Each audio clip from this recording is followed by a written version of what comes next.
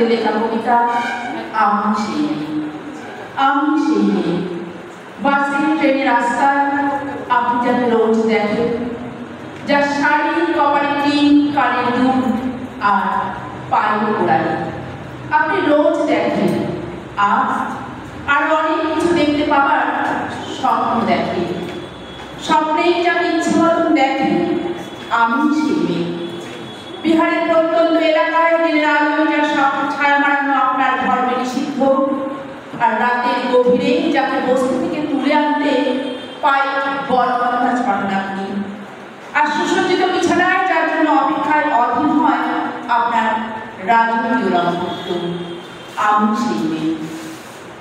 আসামের চা বাগানের ঝুঁকতে কাবিল বস্তি থেকে যাকে আপনি নিয়ে যেতে চান শাহিনী বাংলোয়, আর ফায়ার প্লেসের ঝলসে ওঠা আলো মদিন চোখে দেখতে চান যার অনাবৃত শরীর, আমি সেই মেয়ে।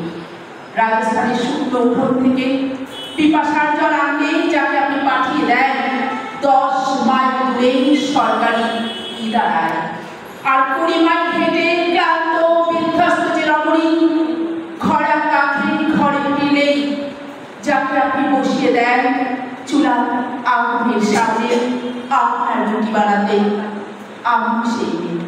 আমি সেই মেয়ে যাকে নিয়ে আপনি মগ্ন হতে চান গঙ্গার ধারে কিংবা ভিক্টোরিয়ার সবুজে, যার চোখে আপনি এঁকে দিতে চান ছুটা স্বপ্নের কাজল, আর পুড়িয়ে যাওয়া সিগারেটের প্যাকেটের মতো যাকে পথের দুপাশে ছুড়ে ফেলে দিয়ে আপনার ফুল সাজানো সুসজ্জিত গাড়ি এগিয়ে চলে শহরের পথে।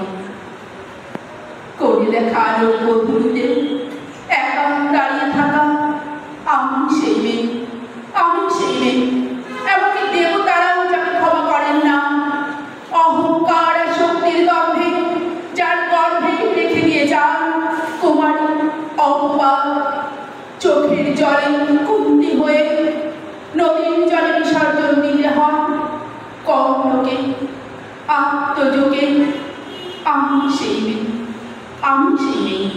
সংসারের অসময়ে আমি ভরসা, আমার ছাত্র পড়ানো টাকায় মায়ের ওষুধ কেনা হয়, আমার বাড়তি রোজগারে ভাইয়ের বই কেনা হয়।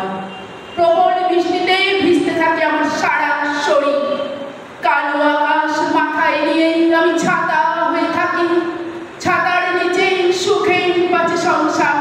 আপনি আপনি আপনি আপনারা আপনারা আমার জন্য অনেক করেছেন। সাহিত্যে কাব্যে শাস্ত্রে লোকাচারে আমাকে মা বলে পুজো করেছেন, প্রকৃতি বলে আদিক্ষেতা করেছেন। আবার শহরগঞ্জের কানাগড়িতে ঠোঁটে রং মাখিয়ে কবি হাতে দাঁড় করিয়েও দিয়েছেন, আমি সেই মেয়ে। আমি সেই মেয়ে। হয়তো একদিন, হয়তো অন্য কোনো একদিন আমার সমস্ত মিথ্যে পোশাক ছুঁড়ে ফেলে দিয়ে আমি হয়ে উঠবো সেই অসামান্যা। খোলা চুল, মেঘের মতো থাকবে আমার খোলা পিঠ, দু চোখে জ্বলবে ভীষণ আগুন, কপাল ঠিকলে বেরোবে ভয়ঙ্কর তেজর রশ্মি, হাতে ঝলসে উঠবে সেই খড়গ, দু পায়ের নুপুরে বেজে উঠবে রণদুন্ধুবি, নিঃশংস বড্ড হাসতে ভরে উঠবে আকাশ। দেবতারাও আতঙ্কে স্তব্ধ হয়ে বলতে থাকবেন, মহামেঘং প্রভাং বরং মুক্তকেশী চতুর্ভুজাং কালিকাং দক্ষিণাং মুন্ডমালা বিভূষিতাং।